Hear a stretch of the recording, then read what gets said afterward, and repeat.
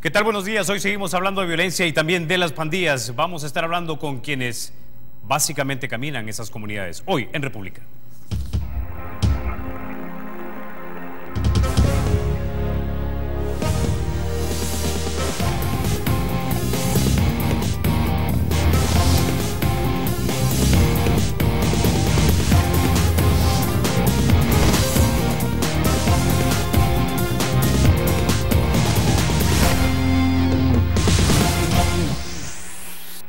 Nació en el 2011 como un proyecto periodístico dentro de uno de los principales medios digitales de nuestro país. Sala Negra la conforman un grupo de periodistas dedicados a crónicas, reportajes y documentales sobre la violencia, narcoactividad y crimen organizado en El Salvador y a nivel regional. Ha sido seleccionado entre los mejores programas de periodismo iberoamericano y ha competido por el premio Gabriel García Márquez. Han conocido directamente las condiciones de los territorios dominados por las pandillas y su evolución, mapas sobre la ruta del narcotráfico y hasta de organizaciones criminales como los Zeta. Hoy nos acompañan esta mañana colegas del periódico El Faro. Nos acompaña esta mañana Roberto Valencia, él es periodista de Sala Negra El Faro. También nos acompaña Carlos Martínez, él también es periodista de Sala Negra El Faro. Y nos acompaña José Luis Sanz, periodista y director del periódico digital El Faro. Bienvenidos esta mañana a República, caballeros, colegas. Bueno. El mes de marzo, si mal no recuerdo, según publicaciones mismas del periódico El Faro, 15.52 el promedio de homicidios, 16 redondeándolo, usando sus palabras. Mucha gente se pregunta por qué se ha elevado la cantidad de homicidios. Es porque realmente, como dicen las autoridades de seguridad, las pandillas están respondiéndole al Estado con el aval o sin el aval de los cabecillas, o porque realmente ahora estamos viendo la verdadera naturaleza de la guerra entre estas dos tribus, entre la Baja Río 18 y la Mara Salvatrucha, con o sin el aval de los cabecillas. El experto en números es Roberto.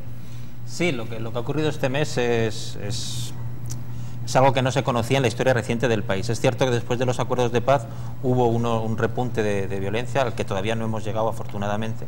O sea, mediados de la década de los 90 estuvo un poquito más complicada la cosa, pero del 2000 para acá es el mes en el que más homicidios hemos contabilizado.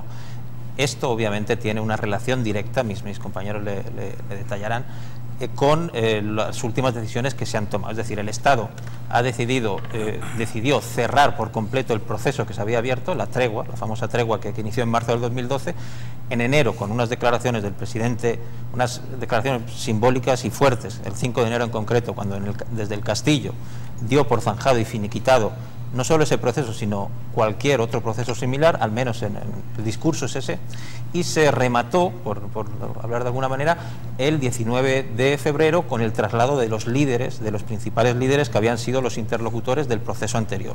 A raíz de esa decisión es que viene el repunte. Básicamente esa es la idea. Sí que tiene, o sea, lo que está ocurriendo tiene una relación directa con las decisiones que ha tomado este gobierno.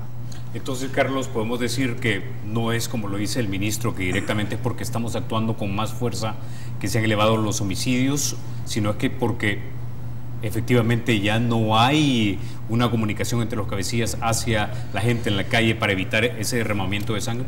Mira, hay varios elementos en esto. Normalmente cuando ocurre un fenómeno de violencia o un fenómeno continuado de esta naturaleza, las explicaciones que se atienden a una sola causa suelen ser falsas, ¿verdad?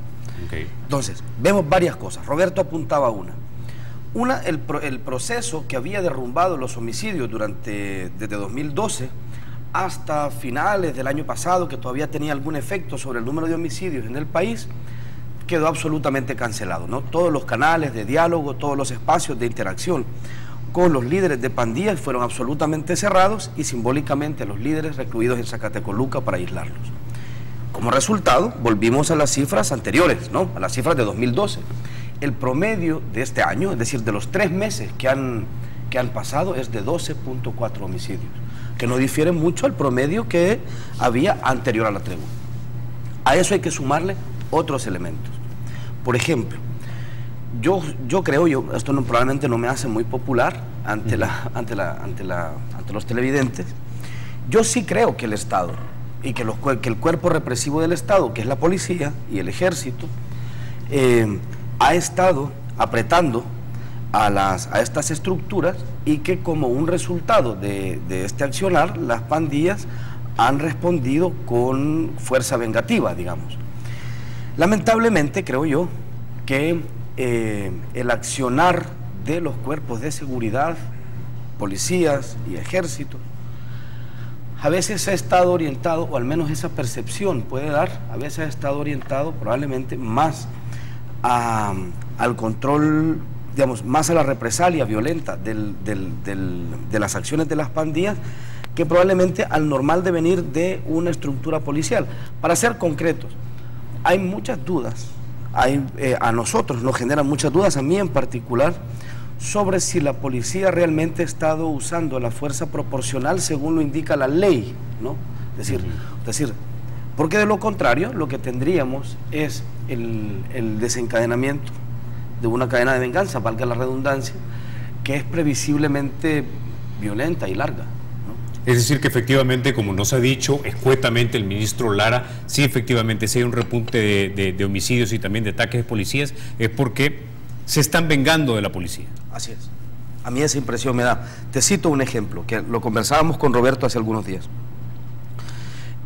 Previo a la tregua, los blancos predilectos de las pandillas solían ser los miembros del ejército, los miembros de las Fuerzas Armadas. Y tenía una explicación bastante, ¿cómo se llama?, observable, digamos.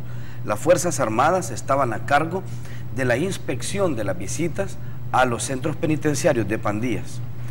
Y los pandilleros se quejaban de que los soldados hacían revisiones que consideraban demasiado invasivas en las zonas íntimas de sus madres, de sus hermanas, de sus mujeres y de sus hijas. Y producto de eso se consideraron agredidos por las Fuerzas Armadas y decidieron durante un tiempo, y eso hay registro numérico del incremento de asesinatos de efectivos de las Fuerzas Armadas. Desde luego, para nosotros es bien importante aclarar a la gente esto. Buscarle explicación a las cosas no es lo mismo que justificarlas, ¿verdad? Exacto. La labor de un periodista es intentar entender por qué. En aquel momento el ejército fue blanco por una razón muy puntual. Creo que ahora las pandillas están actuando de manera también reactiva al accionar de la policía. Ok, ahora el otro escenario.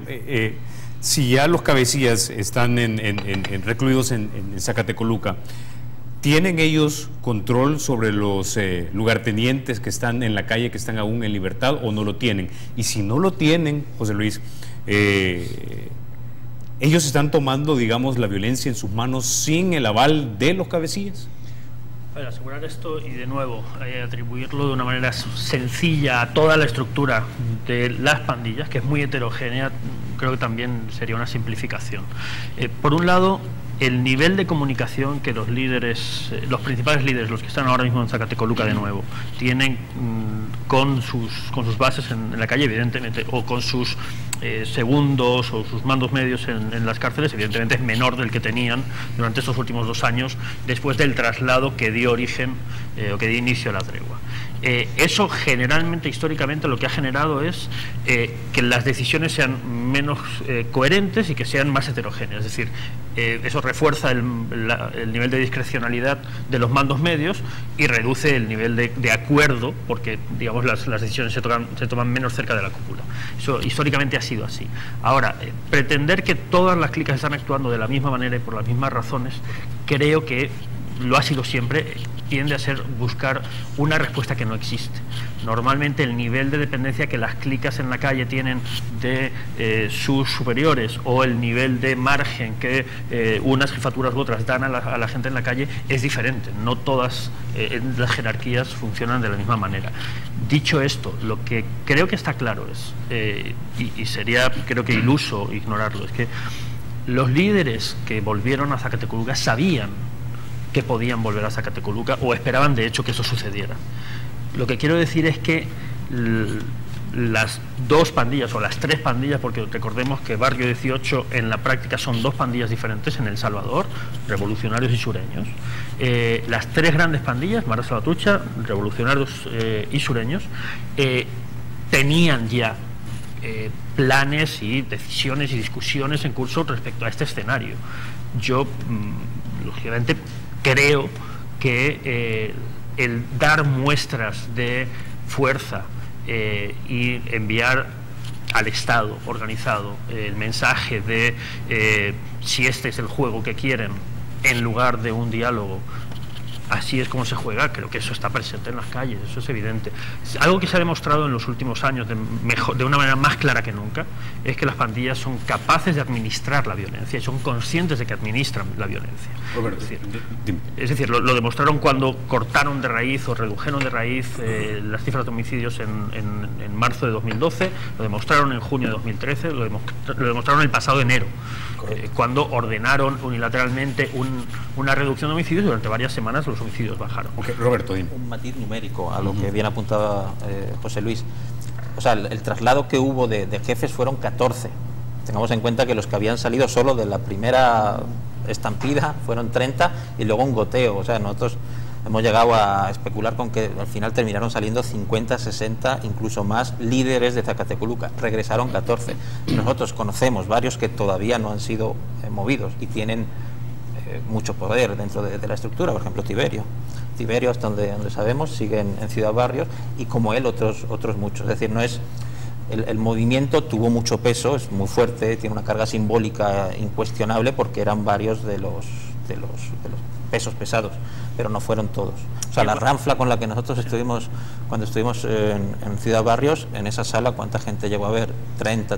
Llegaron a ver, sí, alrededor de 30 personas que evidentemente se sentían representadas por un grupo menor, pero que tienen un nivel una cantidad de gente con poder decisional. Carlos, dime. Lo cierto es esto, Carlos, es decir, las ranflas, lo que se conoce como ranflas, normalmente ejercieron, digamos, en la opinión pública o en la conciencia de la gente, una idea que yo creo que es equivocada. Es decir, ciertamente son estructuras de mando, ciertamente son estructuras que se perfeccionaron con la tregua. Es decir, si un efecto produjo la tregua, y fue un efecto intencionado, según las palabras del que entonces era ministro de Justicia y Seguridad Pública, el general David Munguía Payés, era esta: si se va a establecer un diálogo, necesitamos que haya un diálogo con quien sabemos que es autoridad, ¿no? Y necesitamos que esa autoridad se mantenga en el tiempo para no tener que estar reanudando un diálogo de tercero. Entonces, ciertamente esas cúpulas trasladadas a Zacatecoluca son organismos de autoridad y de referencia dentro de las pandillas, sin duda. Ahora, una pandilla no funciona como una mafia, es decir, no hay verticalismo, lo que me quieres decir. Hay un verticalismo relativo en esto. Por ejemplo, sin ninguna duda, la gente de la ranfla tiene autoridad sobre los pandilleros que están en la calle, los muchachos jóvenes, por supuesto sobre los jefes de canchas o de clicas en el territorio. Eso no. Ahora, la pandilla normalmente en su curso natural, en su devenir cotidiano, son bastante autónomas.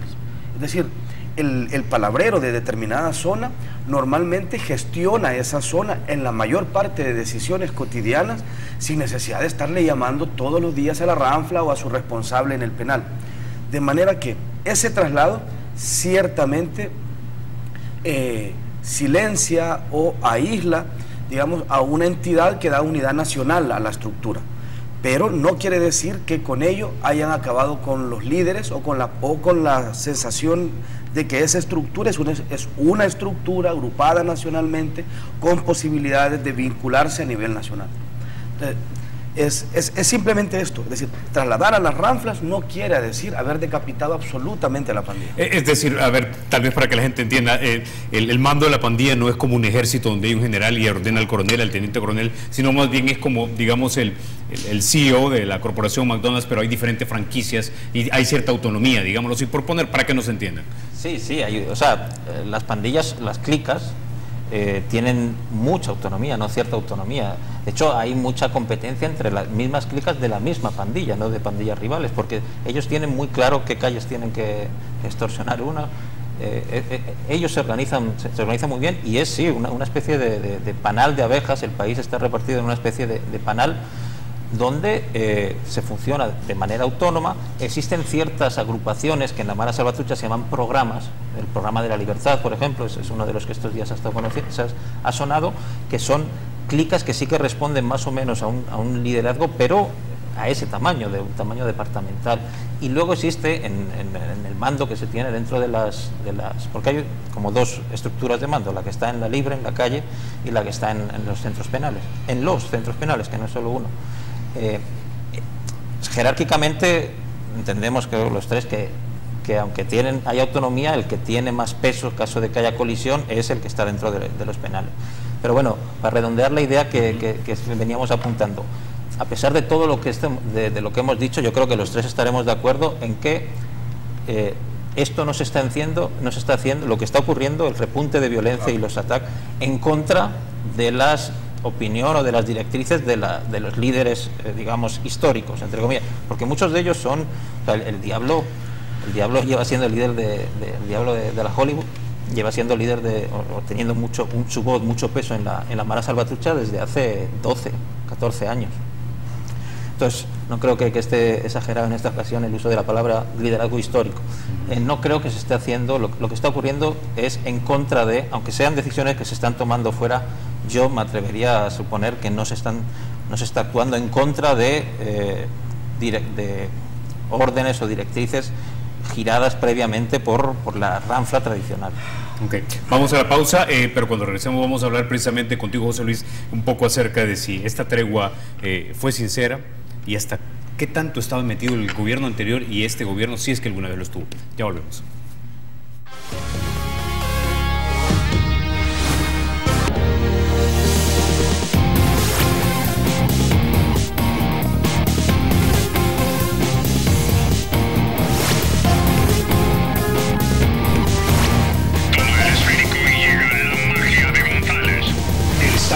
Será siempre libre e independiente y no será jamás el patrimonio de ninguna familia ni persona.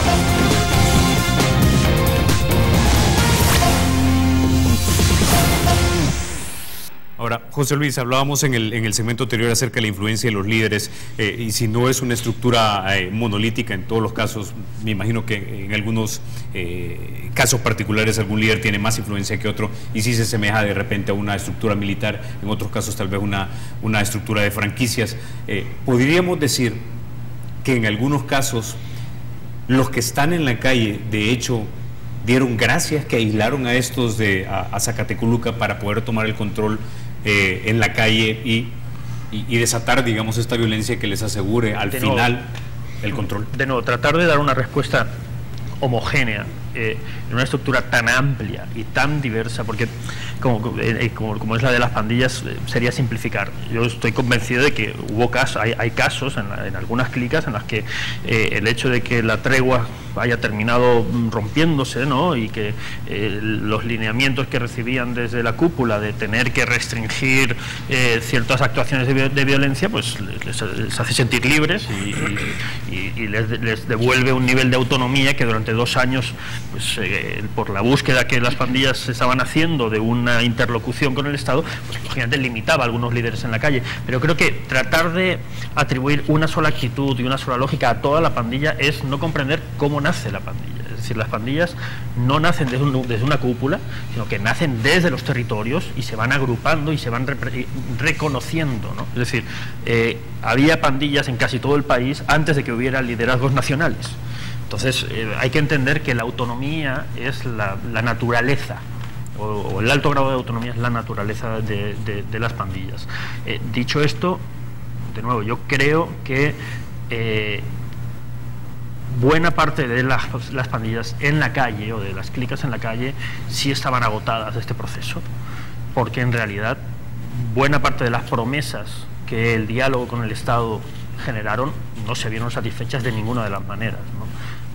Y contener la cadena de violencia natural, ¿no? Y el operar natural de las clicas en la calle es algo que siempre fue una dificultad para la gente de la cárcel, porque al fin y al cabo es más difícil contener la inercia que desatarla, ¿no? En ese sentido, yo estoy convencido de que ahora mismo para buena parte de la estructura de las pandillas lo que hay es una evolución natural y la liberación de algo que han venido conteniendo durante 2 años. Quiere decir que en el traslado de estos líderes a Zacatecoluca, en algunos casos fue irrelevante porque se iba a desatar la violencia y en otros casos sí ellos eran un factor de contención. Lo que pasa es que no es solo si ellos son el factor de contención o no. El punto creo que es, y ahí es donde entramos en cuál es la estrategia o la no estrategia del Estado, qué dinámica generas. Es decir, las pandillas no son estáticas, las pandillas evolucionan constantemente. Son múltiples estructuras que toman decisiones y que discuten los pasos que dar constantemente. Ha sido así desde siempre, desde hace décadas.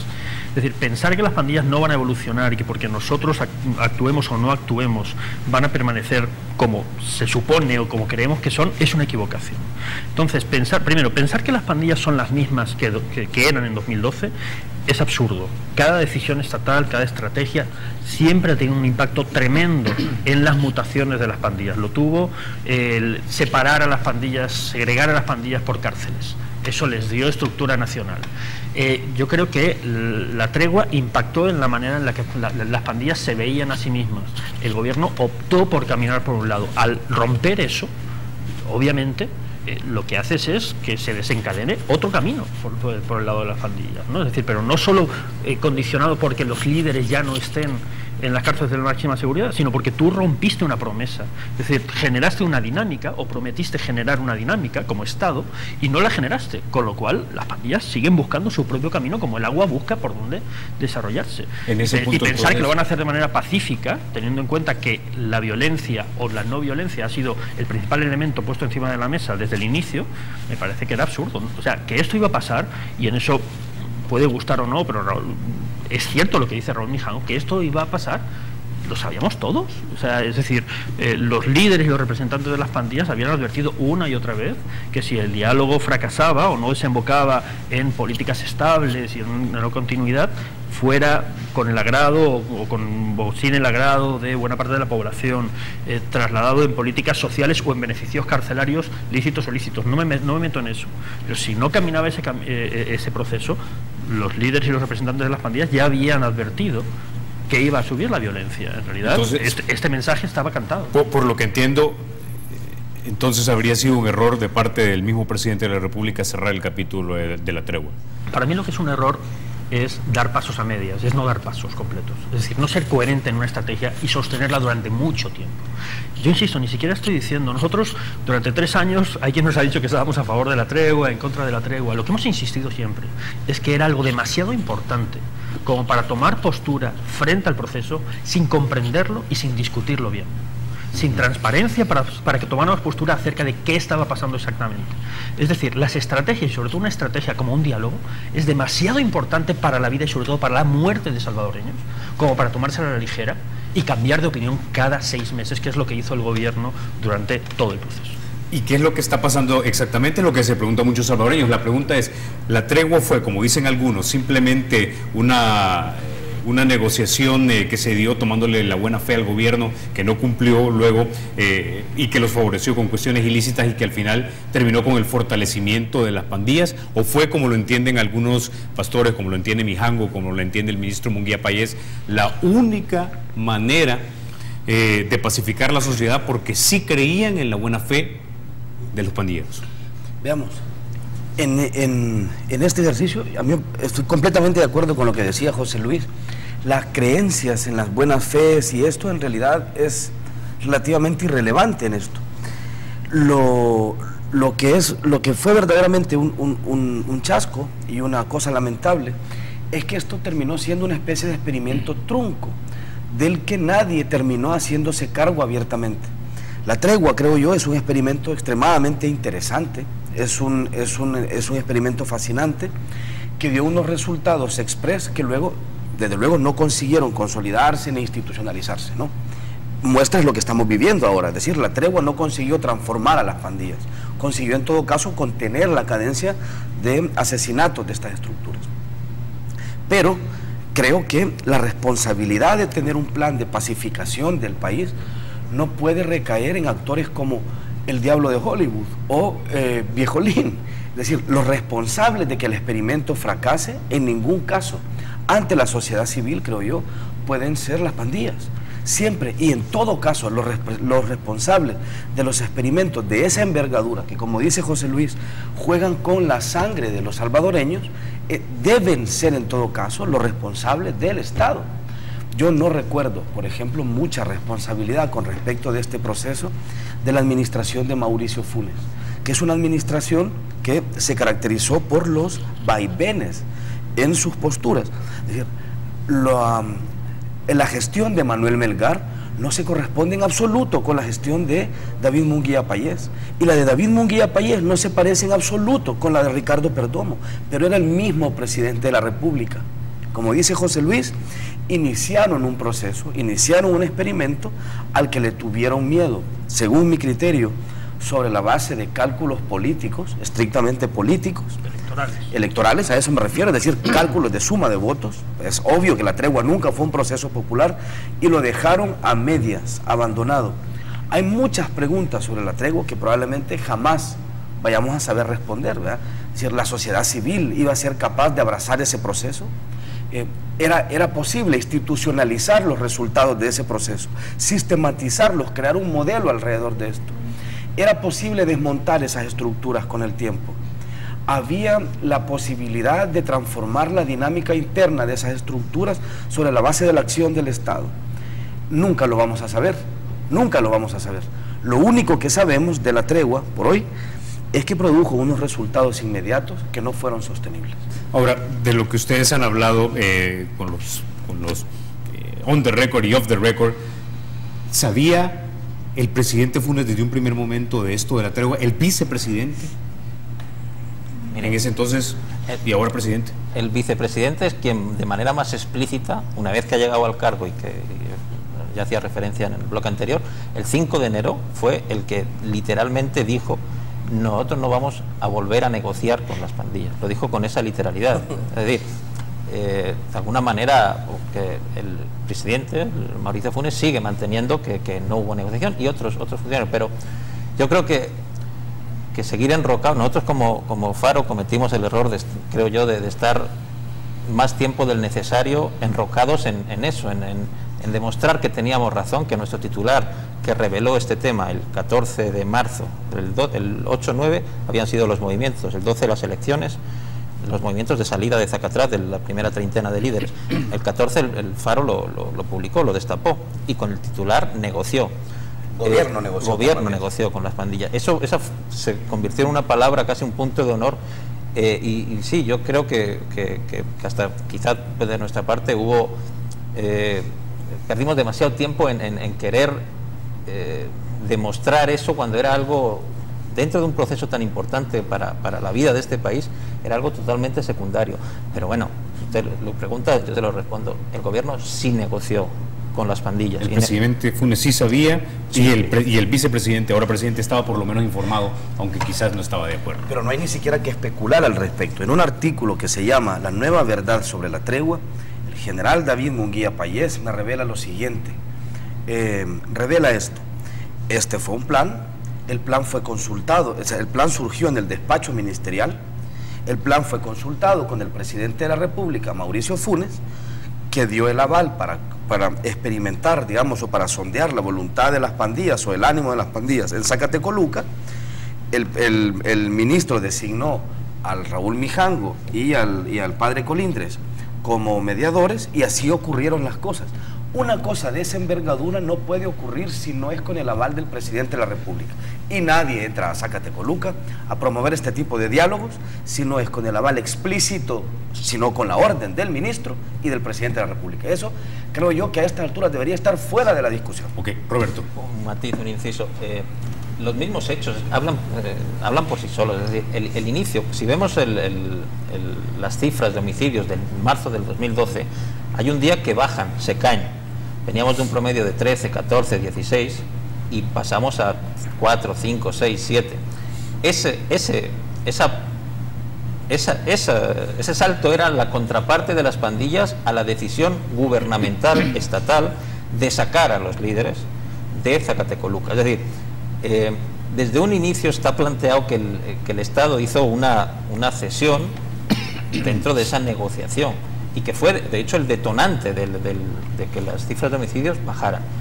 Yo creo, no sé, hay cierta cerrazón todavía en este tema, pero creo que es evidente que el gobierno anterior negoció con la pandilla. Roberto, yo quisiera que algo que me quedara claro, y de repente también a la gente que nos ve, porque el otro día conversando con el pastor David Ramos, él decía que él sí básicamente les tomaba la palabra aparte de los cabecillas de las pandillas, porque creía que ellos ya querían salir de esa lógica de la violencia. Entonces básicamente sí les creía que sí querían la paz, pero por el otro lado están los que dicen no, era simplemente un repliegue estratégico para ellos ganar control de los territorios, para fortalecerse, tomar control y seguir con sus actividades ilícitas. O sea, yo quisiera, y de repente tal vez, como dice José Luis, no hay respuestas absolutas, pero tal vez me puedes dar una explicación lo más lúcida posible. Sí, mire, las pandillas de 2015 no son tan diferentes a las pandillas de 2012.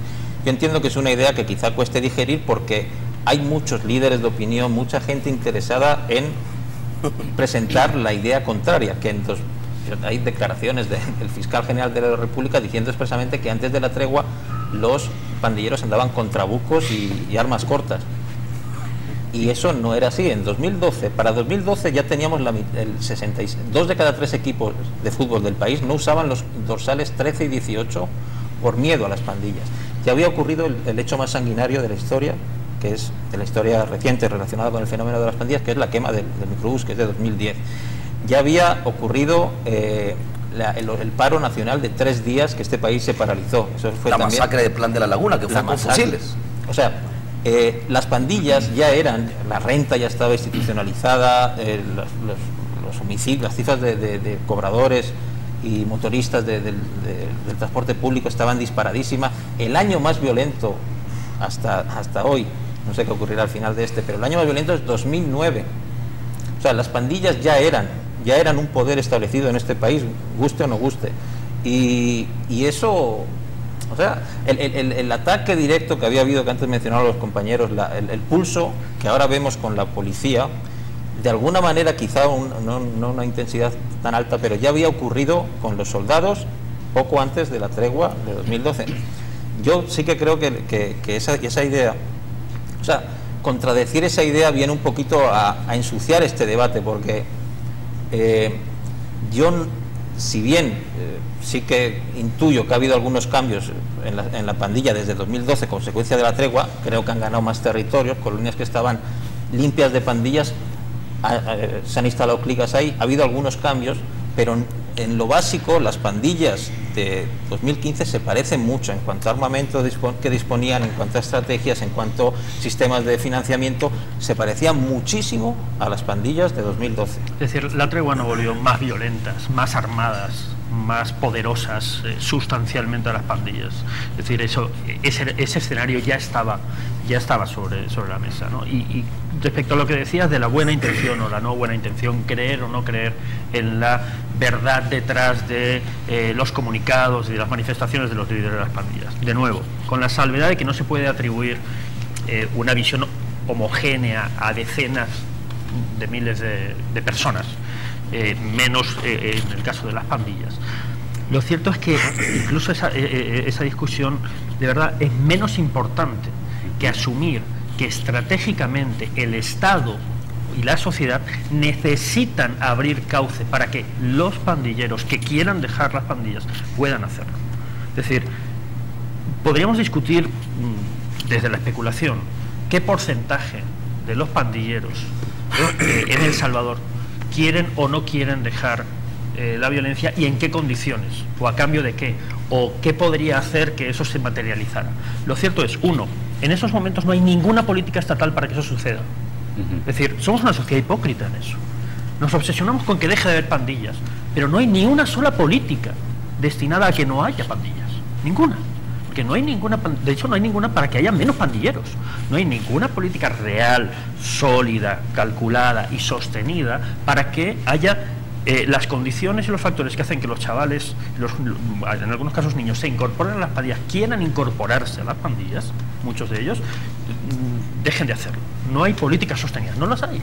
O sea, hay iglesias haciendo algún trabajo, alguna ONG haciendo trabajo focalizado. No hay ninguna política estatal para eso.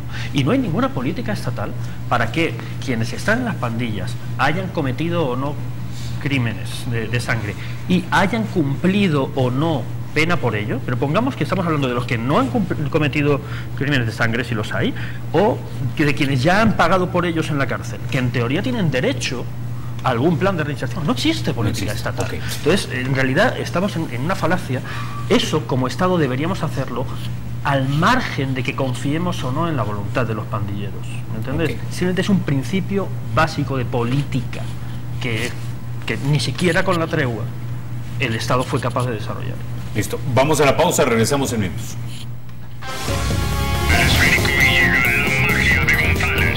El Estado es y será siempre libre e independiente y no será jamás el patrimonio de ninguna familia ni persona.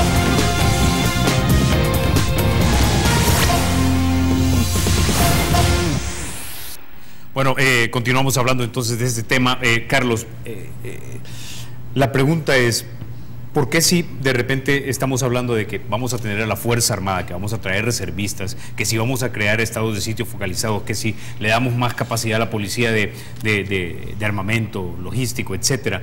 ¿Por qué aún así, a pesar de las palabras firmes del presidente o del vicepresidente, de que todo aquel que comete un delito va a ir a la cárcel, por qué eso no disuade de matar, de cometer delitos a un pandillero? ¿Cómo piensan? Porque debería, es decir, yo no creo, por ejemplo, que el asunto sea intimidar al... El Estado, yo creo que enfila mal sus energías si su idea es conseguir mostrarse tan bravo o mostrar tanta bravura o tanto garbo para conseguir intimidar a los pandilleros en la calle. Creo que esa es una labor ociosa. Es decir, tenemos, yo estoy convencido, un nivel de impunidad en este país superior al 90%, según lo último que se calculó en el PNUD. Rozamos el 98% de impunidad en este asunto. Es decir, normalmente en este país, quien comete un delito, normalmente no va a pagar consecuencias por ese delito. De manera tal que el accionar policial, tal como está planteado ahora, es decir, entra a la comunidad, muéstrate firme, reprime si es necesario, tumba las casas, entras. En realidad habrá que preguntarse si ese es el camino más eficiente. Es decir, porque no es nuevo, tenemos años haciendo eso, años dándole con una almágana a la puerta. ¿Cada cuánto invitan a Canal 33 a visitar cómo tumban casas? ¿Qué efecto ha producido eso? ¿Qué efecto ha producido eso? ¿Cómo se miden los efectos? Lo que me preocupa es que hablamos de medidas aisladas, como por ejemplo, ¿por qué no llamamos a muchos más soldados? Para que haya más soldados, porque da la impresión de que habiendo más soldados, pues intimida más el ejército. O, ¿por qué no hacemos leyes para que ahora sea todavía más expreso absolver a un policía que le pega un tiro a un pandillero? Hagámoslo más rápido, seguramente con eso intimidamos más. O otra cosa, ¿por qué no hacemos leyes de excepción inmediatamente para que la gente ya no se pueda agrupar, limitar la libre circulación y esto? Porque probablemente la lógica es con eso intimidamos más. Yo repito una cosa que ya hemos venido diciendo en Sala Negra desde hace bastante tiempo, es eso no ha funcionado, no ha funcionado. Es decir, no hay pruebas técnicas, no hay mediciones técnicas que nos digan que ese camino conduzca a algo en particular, y sobre todo que esta serie de medidas que a mí me parecen reactivas estén atadas por un concepto o por un plan o por con una proyección de futuro. Por ejemplo, son medidas estrictamente reactivas.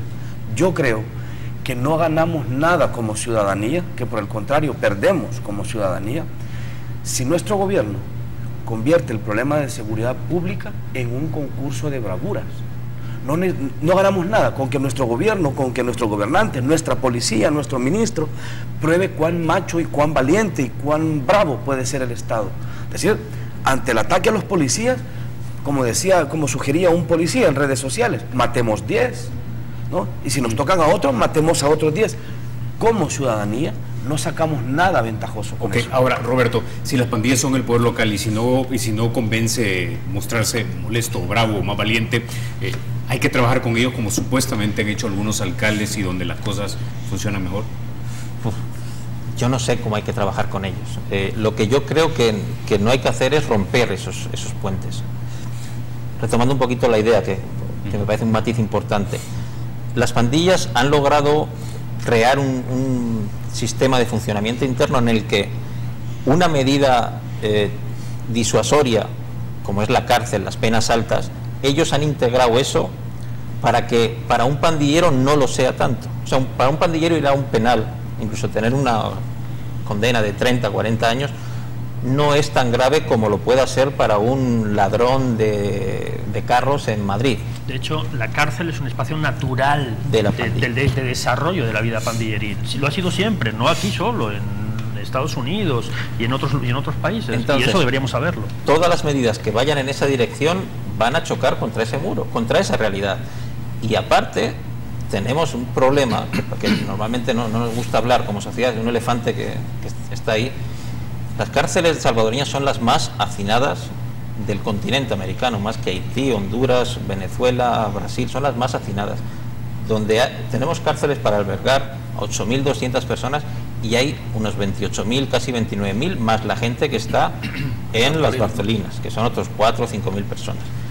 No sé en qué, o sea, a mí me cuesta digerir que la única respuesta que se nos está ofreciendo desde el Estado, porque una cosa es el dolor que pueda sentir la sociedad, que se expresa en redes sociales, ese dolor no me cuesta tanto comprenderlo porque las pandillas han hecho mucho daño a esta sociedad, pero que la gente pensante que hemos elegido, teóricamente pensante que hemos elegido para que nos gobierne y que nos dé soluciones, esté buscando o esté apostándole a una solución que es un callejón sin salida. O sea, no podemos, ni siquiera aunque el Estado fuera lo suficientemente fuerte, no puede encerrar a 60.000 personas.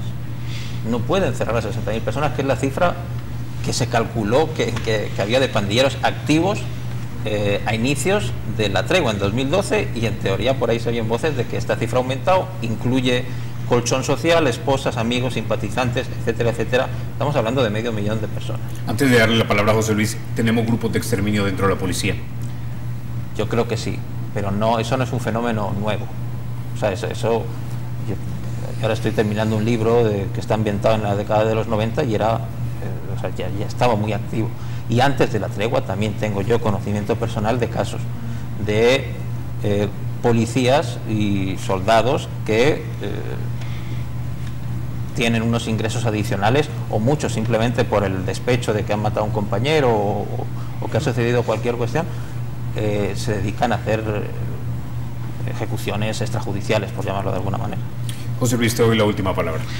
Simplemente dos ideas. Uno, Guillermo Céspedes, que fue vicealcalde de Los Ángeles, encargado de la reducción de pandillas y de violencia, un funcionario con una larguísima trayectoria en el trabajo social, en el trabajo de prevención de violencia en Estados Unidos, y que lideró un proyecto GRID que dio resultados excepcionales de reducción de violencia en Los Ángeles, en la probablemente la capital pandilleril del continente.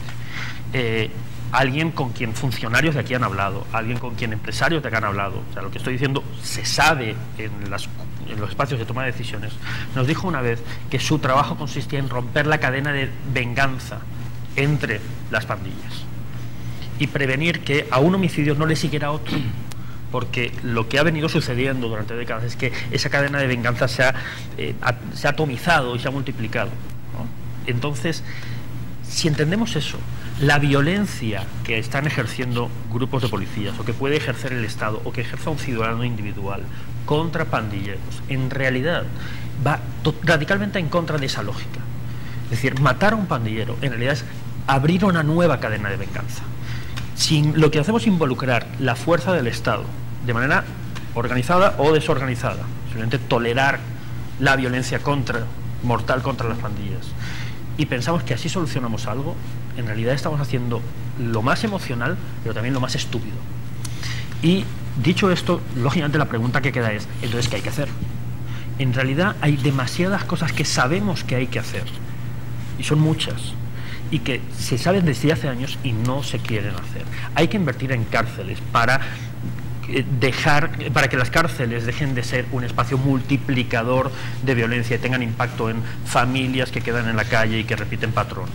Hay que invertir mucho más en oportunidades de trabajo para los jóvenes. Hay que trabajar con las familias de los pandilleros, en lugar de criminalizándolas, ofreciendo planes para que sirvan de lastre hacia una convivencia pacífica de los mismos pandilleros. Es decir, hay cosas que son lógicas. Hay que tener en cuenta que los pandilleros, que muchos pandilleros hoy, a diferencia de hace 20 años, tienen hijos y que por tanto tienen una mirada de futuro y de herencia diferente a la que tenían hace 20 años. Y el discurso político sigue siendo el mismo. Lo que se dice en la Asamblea Legislativa o se dice en el Estado sigue siendo lo mismo que hace 20 años. O sea, las pandillas sí cambian y evolucionan y se adaptan al contexto. Y da la impresión de que el resto de la sociedad estamos estancados y no nos adaptamos a los nuevos escenarios. Carlos, una cosa muy breve.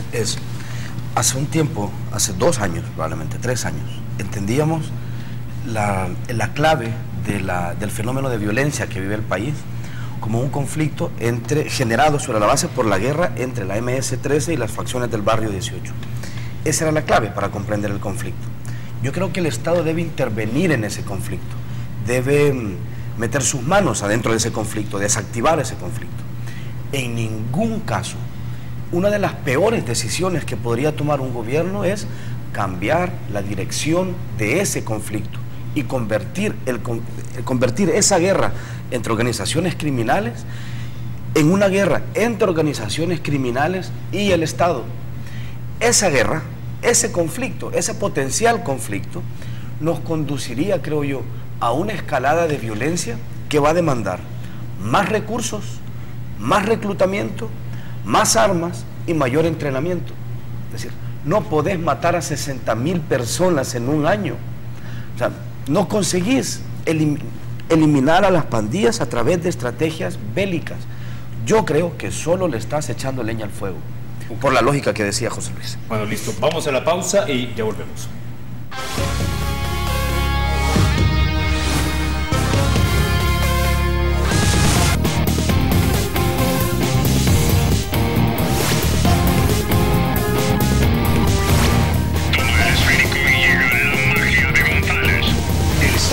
Y será siempre libre e independiente, y no será jamás el patrimonio de ninguna familia ni persona.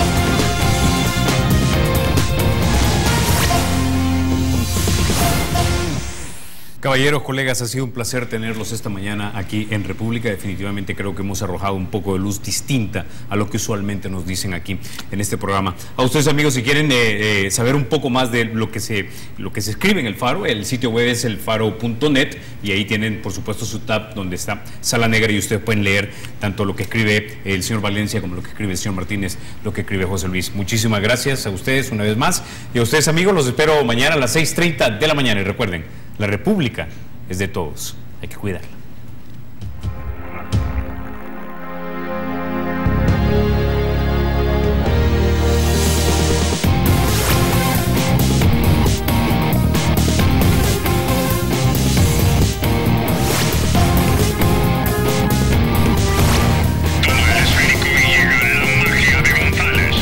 El Estado es y será siempre libre e independiente.